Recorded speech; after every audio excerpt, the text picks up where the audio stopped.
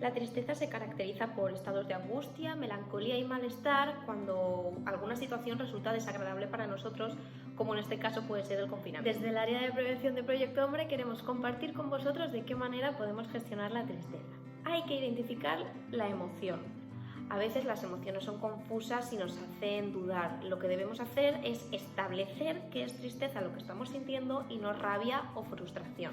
Determina el motivo de la emoción. Para ello hace falta ser verdaderamente honesto con uno mismo y para ayudarnos podemos hacernos preguntas como: ¿estoy evadiendo aquello que me molesta? ¿Verdaderamente estoy haciendo lo que me gusta?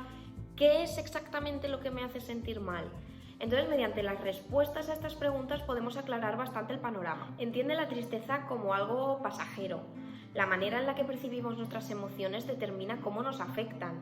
Y si nos empeñamos en que la mayoría de las cosas que nos pasan son tristes o desagradables, entonces muy probablemente viviremos sumergidos en ese estado de ánimo negativo.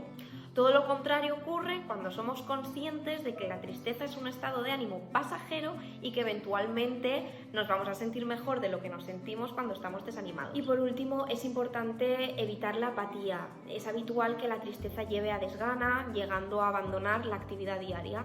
Y esto puede hacer que nos sumemos todavía más en la tristeza y que perdamos cosas positivas que nos servían de combustible. Es muy importante que la tristeza no nos detenga completamente.